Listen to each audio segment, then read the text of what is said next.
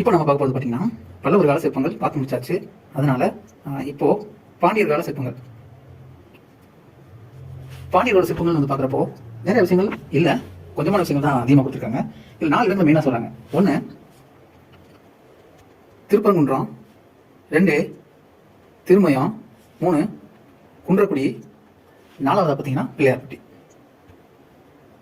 So Pillaiyarpatti இந்த 4 வந்து மிக முக்கியமான இடம். பாண்டியர்களோட சிற்பக்கலைக்கு நம்ம படிச்சுக்கணும். திருமயம், திருப்பரங்குன்றம் கிட்டத்தட்ட 2 சேமா ஒரே மாதிரி வச்சு திருமயம், திருப்பரங்குன்றம். அடுத்து ஸோ இங்கே திருமயம் திருப்பரங்குன்றத்துக்கு போனால் குடிக்க நல்ல தண்ணி கிடைக்கும் அப்படின்னு ஞாபகம். ஸோ திருமயம் திருப்பரங்குன்றம் போனீங்கன்னா நல்ல தண்ணி குடிக்கலாம் அப்படின்னா குன்றக்குடி. முடிச்சுட்டு பிள்ளையார்பட்டி போங்க அப்படின்னு அதை வச்சுக்கலாம். நல்ல தண்ணி குடிச்சிட்டு பிள்ளையார போய் தரிசிட்டு வந்தால் பாண்டியர்களை பார்த்த மாதிரி ஞாபகம் வச்சுக்கோங்க. சரிங்களா? ஸோ இந்த 4 இடமும் வந்து மிக முக்கியமாக கொடுக்கப்பட்டிருக்கு.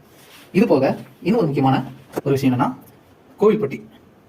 கோவில்பட்டிக்கு மேற்கு போனீங்கன்னா மேற்கு வந்து கழுகுமலை வெட்டுவான் கோவில் அப்படின்னு ஒன்று இருக்கு. ஸோ கழுகுமலை வெட்டுவான் கோவில். ஸோ இந்த கழுகுமலை வெட்டுவான் கோவில் வந்து பாண்டியர் கால சிற்பங்களுக்கான எடுத்துக்காட்டுல மிக முக்கியமானது. ஸோ கோவில்பட்டிக்கு மேற்கையா கிழக்கையா ஏதாவது கேட்டாங்கன்னா குழம்பிட வேணாம், மேற்கு. கோவில்பட்டி வந்து சின்ன வச்சுங்க, அவங்க எப்பவுமே வந்து டாப்பு தான். ஸோ கோவில்பட்டிக்கு மேலே தான் வந்து கழுகுமலை வெட்டுவான் கோவில். ஸோ கோவில் தப்பு நினைச்சுவாங்க, வெட்டுவாங்க. ஸோ வெட்டுவான் கோவில். ஸோ கோவில்பட்டிக்கு மேற்கே கழுகுமலை வெட்டுவான் கோவில் பாண்டியர்களோட சிற்பக்கலைக்கு மிகச்சிறந்த எடுத்துக்காட்டு அப்படின்ற மாதிரி யோசிச்சுங்க.